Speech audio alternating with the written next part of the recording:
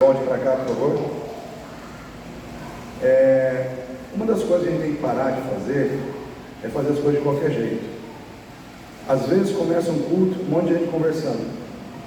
Às vezes começa um culto, o povo está de trem ali dentro da igreja, ou olhando o celular, ou com conversinhas paralelas, e ninguém presta atenção nas coisas que devem ser atendidas. E Deus falou muito forte comigo nessa semana sobre essa igreja, porque a igreja não é minha, a igreja tem dono, o dono da igreja é Jesus, só que Ele me colocou aqui para conduzir vocês como pastor. Existe um pastor na igreja, ele é colocado ali para conduzir o povo de Deus. É uma tarefa fácil? Não é. Não é fácil ser pastor, porque muitas vezes a gente tem que se doar sem ser aplaudido e ficar de bem. Eu tranquilo, eu não tenho problema com isso, porque quando eu estou aqui eu não busco aplauso de ninguém, eu não busco nada disso. Eu faço a obra de Deus como tem que ser feito, com responsabilidade, com zelo, com determinação, com seriedade e com temor. Só que essa igreja ela tem um problema. Essa igreja aqui ela tem um problema. E o Senhor falou comigo que é hora de começar a erradicar esse problema na igreja. Aqui em Efésios, capítulo 4, 14, diz assim: para que não sejamos mais meninos inconstantes,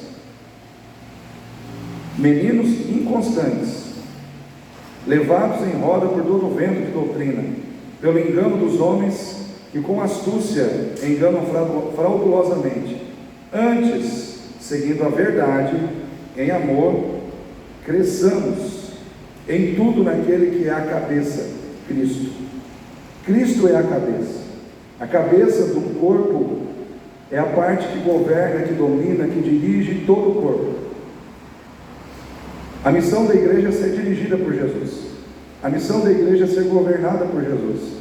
A missão da igreja é obedecer os comandos de Jesus, assim como a cabeça comanda o corpo. Só que tem dois problemas aqui: meninos inconstantes. O que o apóstolo Paulo está dizendo aqui? Tem dois problemas que impedem a igreja de crescer: imaturidade e inconstância. Uma igreja que tem muita imaturidade e uma igreja que é inconstante, ela não cresce. O que é ser inconstante? É aquela pessoa que, hoje se der eu vou, hoje se der eu faço, hoje se der, e se eu quiser, eu vou na igreja.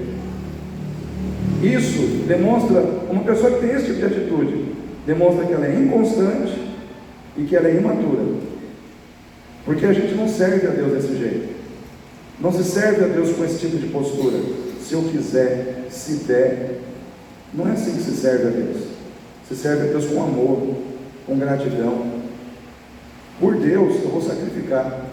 Tem dificuldade para me impedir na igreja? Tem, mas eu vou vencer, porque Deus em primeiro lugar na minha casa, Deus em primeiro lugar na minha vida, Deus em primeiro lugar, porque eu sou responsável com o reino, sou responsável com a igreja de Deus. Agora, quando eu ajo assim, se eu quiser, se eu der, eu também estou demonstrando que eu sou criança. E a criança, quando ela é corrigida, ela faz birra, ela emburra, ela faz birra. E como tem crente birrento dentro da igreja, se você falar um aizinho, a pessoa já fica com birra, né? Isso é falta de maturidade. Nós não temos que ter birra, nós temos que ter consciência de que precisa mudar, porque senão a gente começa a fazer da nossa fé uma coisa sem graça. A gente começa a fazer do nosso relacionamento com Deus uma coisa banal, uma coisa sem valor, uma coisa como qualquer outra coisa qualquer. E isso não é o mundo, é a gente que está fazendo. Então nós, como igreja, eu fico triste quando eu estou na igreja e eu vejo que o povo não está nem aí na hora do louvor, na hora da ministração da palavra, nas orações. Eu fico muito triste, chateado e às vezes até bravo, né? A gente fala, mas Deus, onde é que está o coração desse povo? Gente, a Bíblia diz: guarda o teu pé quando entrares na casa de Deus. Porque melhor é ouvir do que oferecer a Deus sacrifício de tolo. Isso está lá em Eclesiastes 5, né? Então, quando você vem para a igreja, você não quer ouvir o pregador. Quando começa a falar de um tema que te confronta, você foge. Você está oferecendo a Deus sacrifício de tolo, porque você não cresce, você não amadurece, você foge, você fica com birra com pessoas, né? Isso tem que começar a acabar. Então amanhã eu vou fazer uma reunião com a liderança da igreja. Eu vou falar, só estou falando sério com vocês aqui, eu vou falar mais sério amanhã, porque as coisas começam com a liderança. Como que a igreja vai fazer as coisas se a liderança não faz, né? Então a liderança da igreja precisa fazer, né? A liderança da igreja precisa entender e trabalhar comigo em unidade. Esse ano nós vamos combater inconstância e imaturidade nessa igreja. Essa igreja precisa ser madura, e essa igreja precisa ser constante. Cadê o povo da escola agrícola dominical? A gente não é constante na participação, a gente não é constante na pontualidade.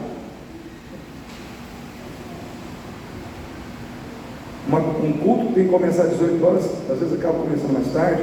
Uma reunião começa a tal horário, começa a começar mais tarde. Está faltando mais constância, está faltando mais zelo nos detalhes. E se a gente não atentar para isso, a gente fica desleixado. Eu pergunto para os irmãos: desleixado, Deus gosta disso? Deus gosta de desleixo, irmãos? O Deus que eu sirvo não gosta. Eu não sei o seu. O Deus que eu sirvo, ele é zeloso. Ele gosta das coisas feitinhas, bem feitinhas, com zelo. Ele gosta de pontualidade. Deus gosta dessas coisas. Por quê? Porque ele é o ponto mais alto da excelência.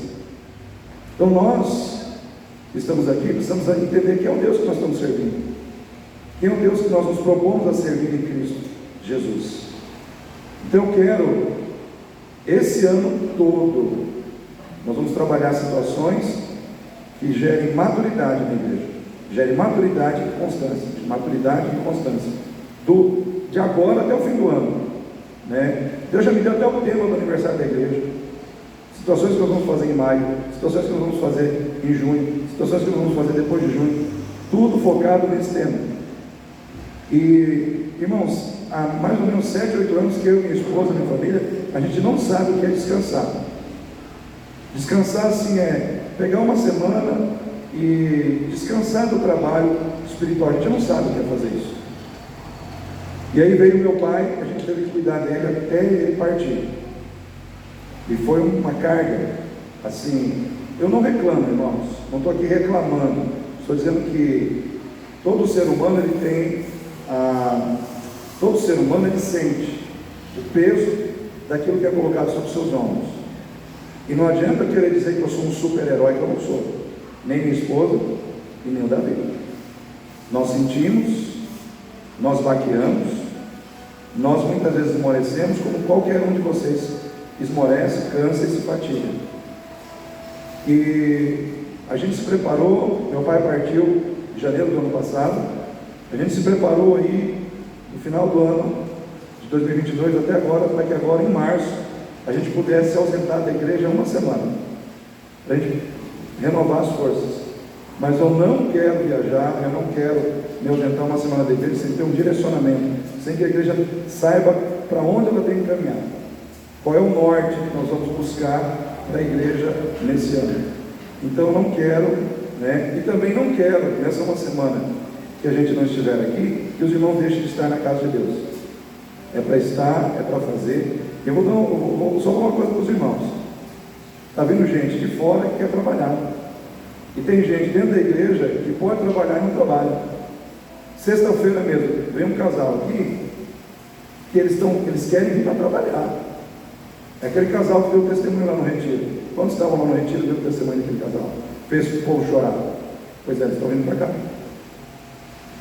Para os irmãos terem uma ideia, o pastor deles não quis liberar eles. Deu 3 meses para eles virem aqui, trabalharem comigo, com a igreja, porque a igreja de lá não quer liberar o casal, porque o casal é bênção. O pastor não quer perder esse casal lá. Por quê? Porque o casal é bênção. E o homem tem dom de cura.